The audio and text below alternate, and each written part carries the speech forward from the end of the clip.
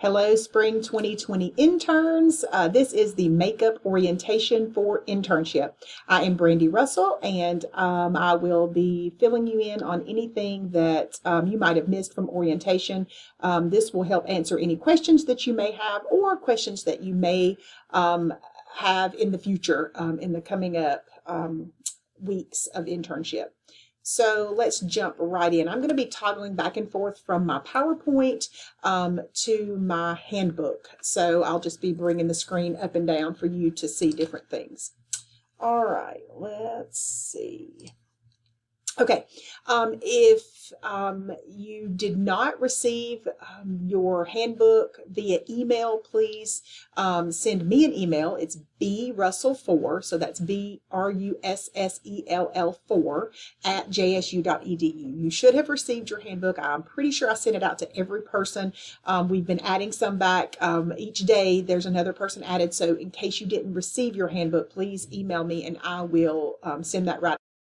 In fact, I might add it. I'm going to send this video to you guys, so I might just add it to that email just to be sure. So check your email. It should be attached to the one that this video is on. All right, so I just want to clarify any internship policies and procedures, responsibilities that you have, and expectations that are asked of you for internship for this semester. Right. So internship is your job for the next 15 weeks.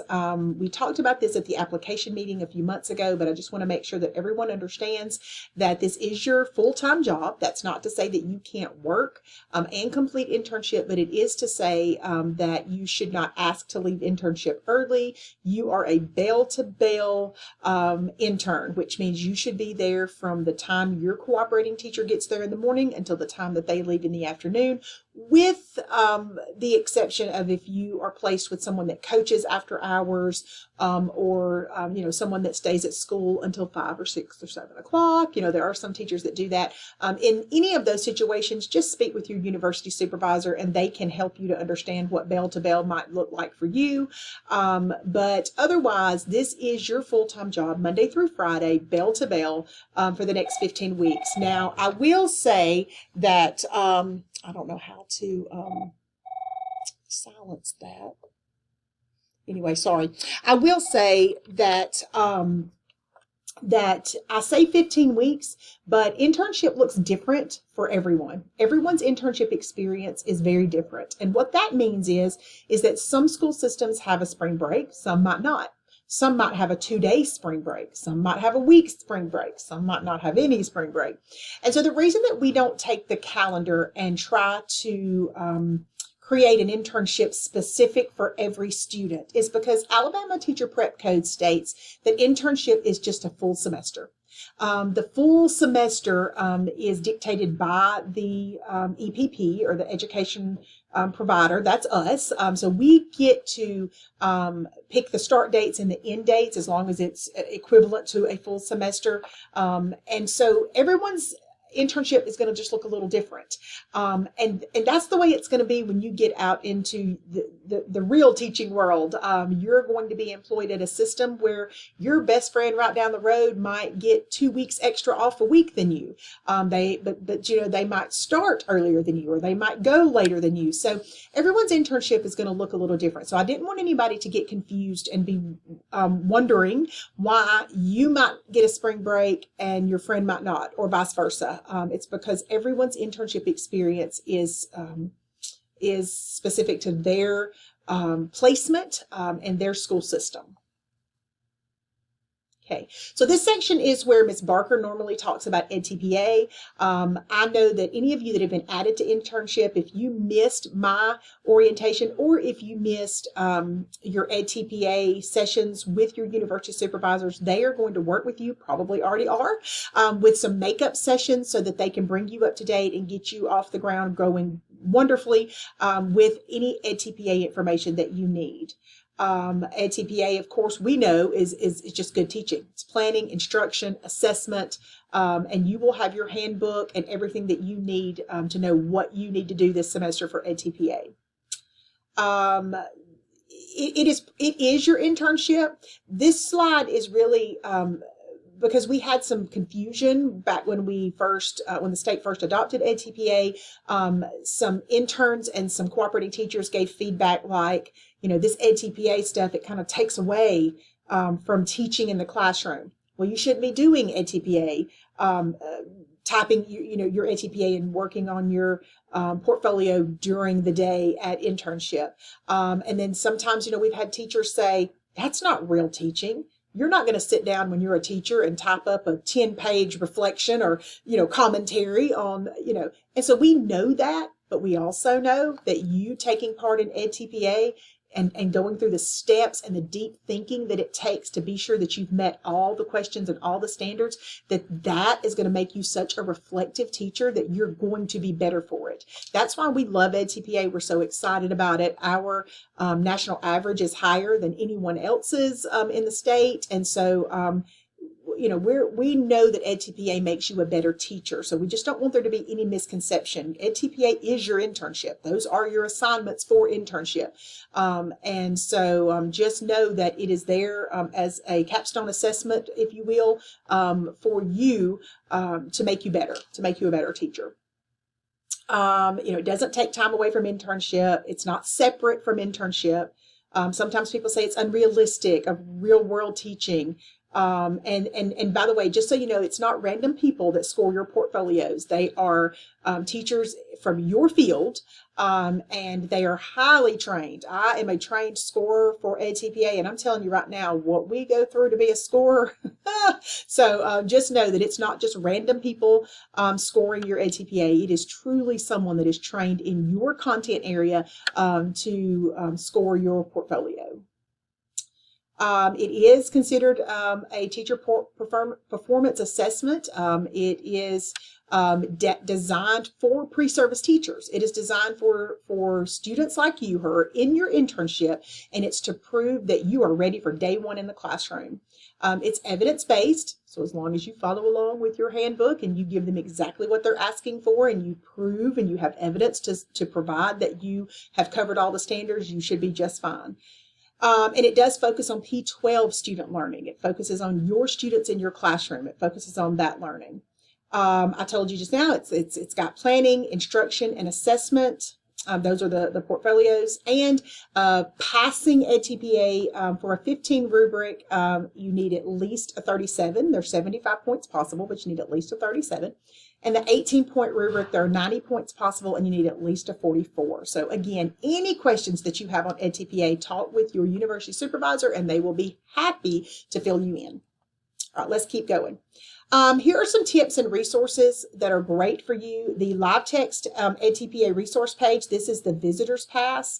That has some great resources there for you, for your cooperating teacher. And that's a place that you will be able to find any and every thing that you need for your EdTPA portfolio. There's a section for the cooperating teacher, for you, and for the university supervisor.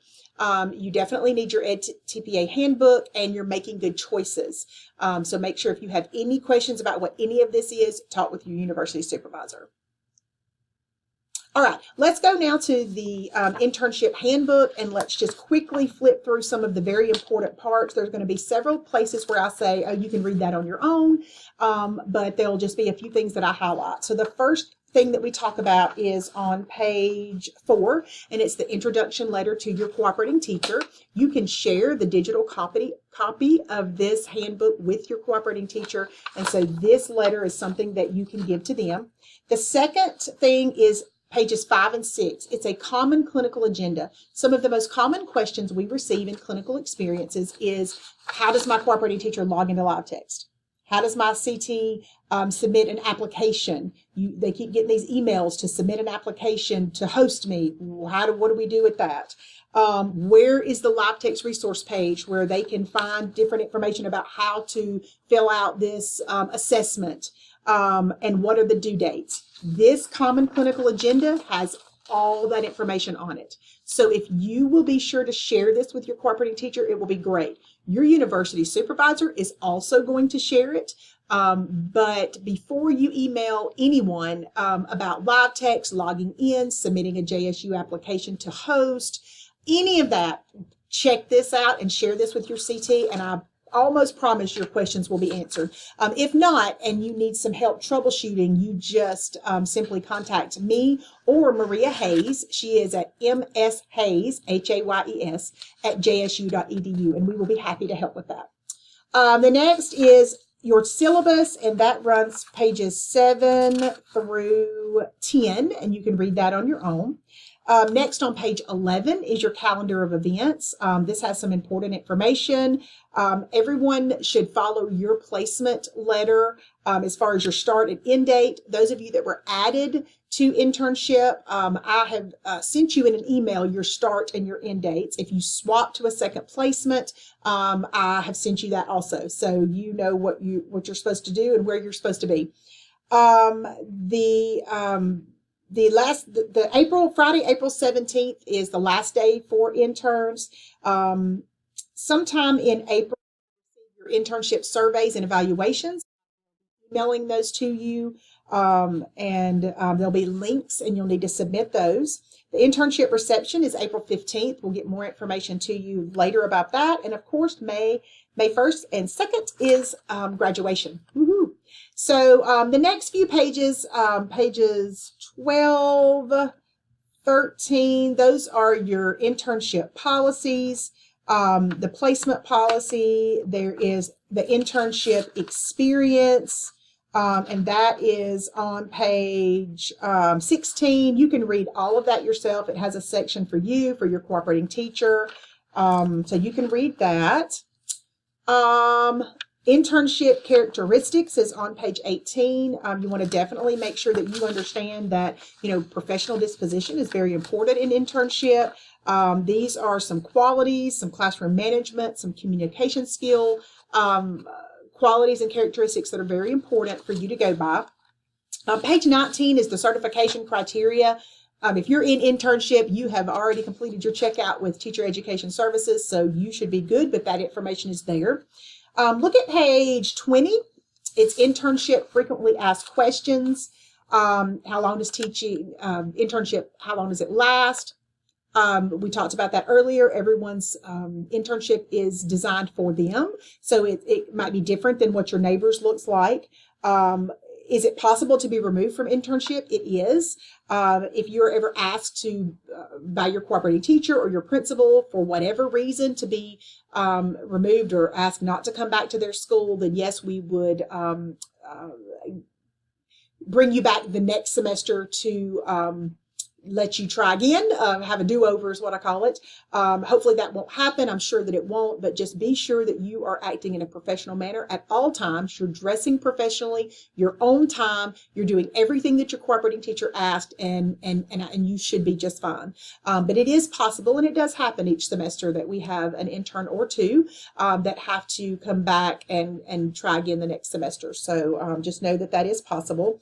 Can you be dismissed from the School of Education? Well, you could. It depends on what happens, what kind of situation that you might find yourself in. But the Disciplinary Action Committee would be the committee that kind of decision.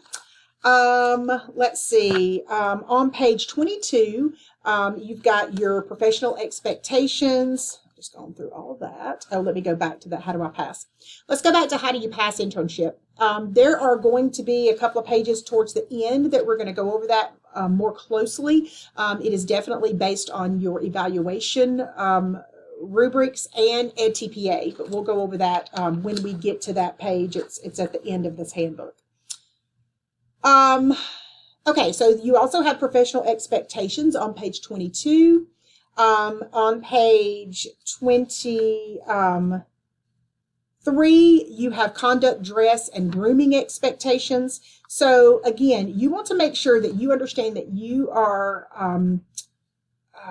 you're needing to put forth a professional image at all times. Okay, you want to make sure that nothing that you post on social media can be taken in the wrong way. Make sure that anything you post on social media is something that you would tag me in, You would tag your cooperating teacher, the principal, your university supervisor. Just make sure that you are very careful with your social media posts. This is all the way through your educational career, but especially when you are in internship. Make sure you are not posting any kind of pictures or videos with students in it, not even their feet or their voice in a Snapchat video. None of it. That is one. Snapchat, Instagram, TikTok, those are things that are truly getting interns in trouble because they're just not thinking. And then when it gets back to us or the school system that you have posted these things, then you're asked not to return. And so that gets you a do-over. So just remember that professional expectations are hugely important. So on page 23, you've got your conduct, dress, and grooming expectations. You want to dress neatly. You do not want to be wrinkled. You don't want to be a big wrinkled mess. No caps or head coverings unless it's for medical or religious reasons. No gum. You should not be chewing gum in internship. No spaghetti straps or low-cut tops. No visible pierced areas except for your ears. No midriff showing, front or back. No underwear showing. No flip-flops. Make sure your tattoos are covered. Don't dress sexy or provocative. Males should have your shirts tucked in and your beards trimmed or clean shaven. No blue jeans unless it's casual day at the school and your principal has given permission for that. No eating or drinking in the classroom when students are not permitted to eat or drink. Like if it was some kind of party, of course, but you should not be eating or drinking in the classroom. Females higher necklines and lower hemlines. When in question, be sure that you're following the dress code of the school system in which you are placed. And yes, it needs to be your responsibility to find that out and find out what their dress code is. You don't want to break any kind of dress code or have any situation where you are in jeopardy of a do-over. You do not want your cooperating teacher complaining to your principal contacting me or contacting your university supervisor to say that you're just not cutting it, you're not dressed appropriately. We don't want any of that to happen. So just be sure that you're very careful with your dress so you know that doesn't happen. Page 24 through 26, that's the Alabama Educator Code of Ethics. I encourage you to read it and understand that this is your code of ethics that you are required as an educator. Once you are a certified teacher, but put it into practice now, these are your standards that you are required to follow. And on page 26 at the bottom, that's disciplinary action. If you break these standards as an educator, you can have you can go on probation of your certificate. You can have your certificate terminated and lose your teaching rights. So that document's a very important document. It's the standards and the good common sense that you need to make sure you understand. And it's even got examples of things to do and not to do. So make sure you read over that. That's good to keep around even when you become a certified teacher and just pull it out each year and remind yourself of those things. All right. Next is it's the responsibilities. Page 27 are the responsibilities of the cooperating teacher. You can share that with your CT. Page 28 is the responsibilities of the university supervisor, and page 29 are the responsibilities of the teacher candidate. So you can have that there. All right, so I'm going to go over to the absence policy now because it's very important. The absence policy is one policy that gets more interns in trouble every semester. And I'm oh so careful to go over the absence policy very carefully, but it never fails. I don't know. I do know interns say, I just didn't think. So I really need you to think, okay, on this one. So let's go over to the handbook and let's scroll down to page 30. It's the absence policy on page 30. I should have had that pulled up, but I didn't. Okay, here it is. Let's read through it. Let me see if I can get on it. All right, here we go. Says the only allowed absences from student teaching are serious personal illnesses of a teacher candidate or death in the immediate family, both of which must be appropriately documented on the internship absence verification form. I am pretty constantly asked by Interns, where do you find the absence verification form? Well, you find it via live text in the overview section of your 495, 595 course or your MU 487, 489 course, okay? It's not your FEM placement, not your live text FEM. It's your live text course in the overview section. As soon as you log in and you click on that course, there's an overview section, okay? So there are no excused absences. Every absence that you have must be made up at the end of internship. So if you have a stomach virus, a fever, you go in the hospital, anything like that, and you have to be absent, of course, you can't go in situations like that. You have to fill out the overview, the verification form in the overview section, and you have to tell us what day you're planning to make that up. Okay, so that's the first thing. The next thing is that you need to follow this procedure. This is 7 steps that you need to read. Okay, if an illness or an emergency makes it necessary for you to be absent, you should follow these steps no later than 7 a.m. on the day that you are absent. You should contact your CT immediately by phone and follow up with an email. Sometimes CT may not have time to check their email prior to the start of the day. That's why it's important that you contact them by phone and a follow-up email. You should call the school principal and let them know of your absence. If the principal is unavailable, leave a message. I would say 50% of interns do not do that step. They don't want to call their principal. They just want to contact their CT and be done with it. But the policy states contact and notify the principal of your absence, okay? You should deliver any lesson plans to your cooperating teacher. Maybe if it was your day to teach and you had the lesson plans at home and you were working to prepare those, then you need to email them or have those taken to the school. You cannot leave a teacher hanging if it was your day to teach or you have the teacher manual at home, okay? Very important. You need to call or email your university supervisor and notify him or her of your absence. Be sure that they are aware that you're absent so they don't try to come for an evaluation that day. And you need to email me, brussell4@jsu.edu, and let me know of your absence. You would be surprised. I'm not kidding. I don't know. It happens 8 to 10 times a semester. I will find out that a student was absent and I never received an email. And it's number 6 on the procedures. I don't understand. But if you are going to be absent, it is fine for you to put in the email, put your cooperating teacher, the principal's email, your university supervisor email, and my email. It is perfectly acceptable for you to put all of us on one email to let us know. Now remember, you are supposed to follow up it with a phone call to your cooperating teacher and a phone call to your principal, okay? Might not be a bad idea to call or text your university supervisor if you have their number. But you need to make sure that you have emailed all of us. It's very important because it is a policy and it is there for a reason. I have to keep up with your attendance for internship. If you're not letting me know that you're absent through an email, how am I supposed to know? Okay? All right, so I need that done. I don't want to have to call anyone in for a meeting because you're not following policy. It's page 30. All right, tardy policy. This is the one that gets a lot of people in trouble. If you are tardy at all from internship, 1 full day has to be made up. It's a policy, guys. It's not a choice. It's not a, well, maybe I was only 5 or 10 minutes late. I'm not making up a full day. No, it's a policy. Because here's the deal. You're wanting us to put our stamp of approval that you are ready to be a certified teacher in your own classroom. And you're saying to JSU, hey, I'm ready. I'm ready to rock and roll with my own classroom. And I'm ready for you to sign off to the state of Alabama telling them that you have prepared me. Well, if you can't get to internship on time, you're not ready. If you can't get to internship on time, you're not prepared for internship. You're not prepared to be a certified teacher.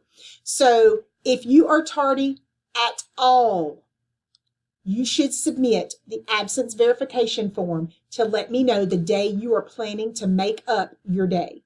Okay? I'm telling you right now, this is the one thing that gets more people in trouble than any other thing that we have. Because, like, for instance, I drop my kids at Weaver Elementary and Weaver High School. If you're placed in either of those places and I'm dropping my children off and I'm seeing you walk in the door, you're late. Because teachers are already in their classrooms. So if I get to work and I don't have an email from you, or I don't get an email all day from you, but yet I saw you walking in late, you're breaking the policy, right? And we have employees that take their kids to all the schools around here. And we have secretaries that let us know, hey, this student signed in at 7:05, but they didn't get here till 7:20. I just thought you should know. But yet I didn't get an email from you. And the only thing I can think is you're thinking, oh, it was just 10 minutes. It was just 30 minutes. It was just 7 minutes. It was just 17 minutes. I'm not making that day up. But it's a policy. And you have to follow policy if you're going to be a professional educator. You're going to have to follow the same policy when you become a teacher in your own classroom. So make sure you understand page 30, frontwards and backwards. We do not want you to have to come back in the fall and have a do-over because you can't follow page 30. Okay. All right. Enough on that. Let's go to the next page. All right. So let's get now to go to the evaluation section. That is on page 31. Okay. On 31, it talks about the teacher candidate rating policy. So yes, internship is a pass or fail. It's not a letter grade. It's pass or fail.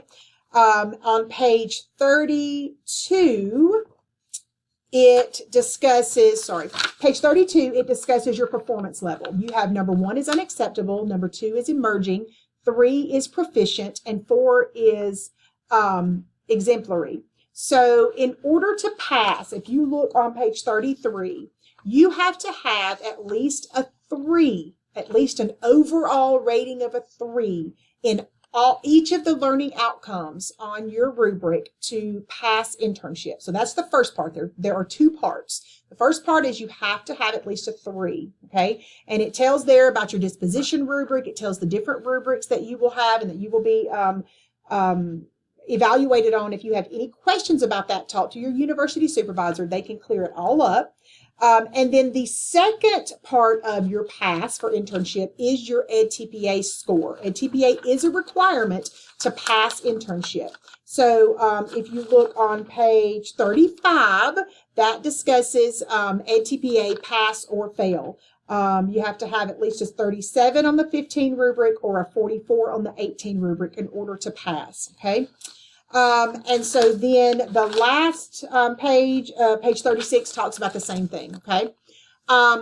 Each of you should be registered. If you are not registered, I know that the 14th is tomorrow, and that is the last day to add or drop. So if you are not registered, email your university supervisor to find out when they plan, or when have they checked to see when you can register. But hopefully you all have been registered. Make sure that you're registered and you've got all that taken care of, okay? You will be contacted, your university supervisor or Miss Barker, I'm not sure which, will contact you to let you know when you will have a Makeup Surface Pro checkout, training date and time, in case you haven't already. Some of you might have gotten in there at the end and you might already have your device, but if you've been added in the last week, you would not have your device yet, and they will contact you to let you know when a makeup time will be. Okay, we already know this about registration. And there are a few places that you can go to get any kind of information. You can go to the JSU website, search A to Z, click at clinical experiences, and that's where you can find the webpage there. We do have a Facebook page, JSU School of Education and the JSU Office of Clinical Experiences. Lastly, there is a live text resource page that we talked about earlier. The visitor's pass is C7650019, and that is a live text resource page for you and for the cooperating teacher. That's a great place and resource for them to find everything that they need to learn how to log into live text, submit their rubrics, submit their application to host, all of the questions that they might have. And there are also some great tutorial videos there for them. So that is all I have for you guys. If you have any questions about the handbook, about your placements, about anything else to do with internship that you think I can help you with, please feel free to reach out. Most questions you would submit to your university supervisor, but if there's something about this video that you just don't understand, you absolutely reach out to me and I will get back with you with an answer. So thanks so much and congratulations on your internship semester.